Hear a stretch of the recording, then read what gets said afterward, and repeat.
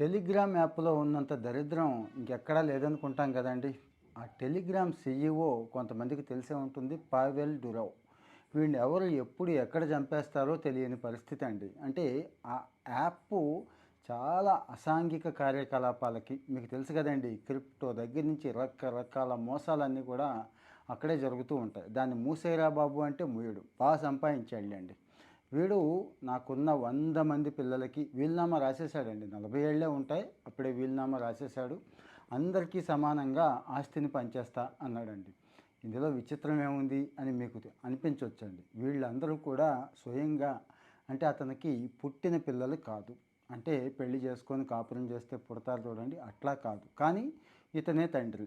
విచిత్రం ఏంటంటే biological father అంటామండి. వీర్యదానం అనేది మనకి ఇప్పుడిప్పుడే పాపులర్ అవుతుంది. ఫారిన్లో చాలా చాలా పాపులర్ అండి. ఎప్పటి నుంచో. ఎప్పుడో ఒకసారి ఫ్రెండ్ అడిగితే ముందు నవ్వుకున్నాడంట, ఇదేంటి ఇలా కూడా ఉంటుందా అని.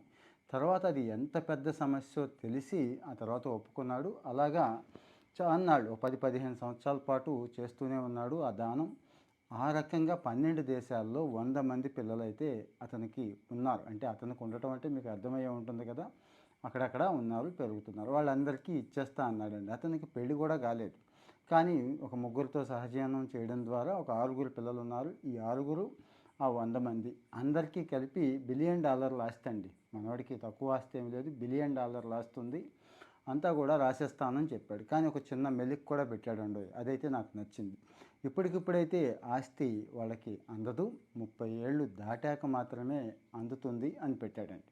మంచి ఆలోచన ఇది. వాళ్ళ కాళ్ళ మీద వాళ్ళు నిలబడాలి, వాళ్ళ శక్తి మీద వాళ్ళు ఎదగాలి అని కూడా పెట్టాడు. ఇప్పటికిప్పుడు ఎందుకు వీలునామా రాయాల్సి వస్తోంది అని కూడా చెప్పాడండి. నేను ఎన్నాళ్ళు ఉంటానో నాకు తెలియదు, ఎవడు ఎప్పుడు నన్ను ఏం చేస్తాడో కూడా తెలియకుండా ఉంది, అందుకే ఇప్పుడు రాసేస్తున్నాను అన్నాడండి.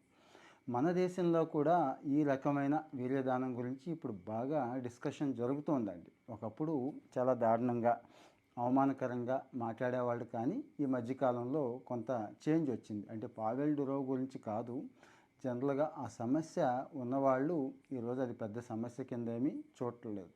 కానీ ఈ వీడి కేసు, మనాడి కేసు మాత్రం ఇది సెపరేట్ అండి. ఈ విషయం మీకు తెలుసా? ఇంతకుముందే తెలుసా? మీరేమంటారు? మీ ఒపీనియన్ ఏంటి? అంటే ఈ వీర్యదానం గురించి మీ ఒపీనియన్ ఏంటి? టెలిగ్రామ్ యాప్ గురించి మీ ఒపీనియన్ ఏంటి? దాన్ని నడుపుతున్నాడు కదా మనవాడు పావెల్ డురావ్, వీడి గురించి మీ ఒపీనియన్ ఏంటి? కామెంట్లో చెప్పండి. ఇలాంటి విషయాలు షేర్ చేసుకుందాం. ఇలాంటివి మీకు నచ్చుతున్నాయి, ఇలాంటి సమాచారం కూడా అంటే ఇంకా అన్నీ ఇవ్వడానికి ట్రై చేస్తూ ఉంటాను. ఫాలో అవుతూ ఉండండి. Thank you.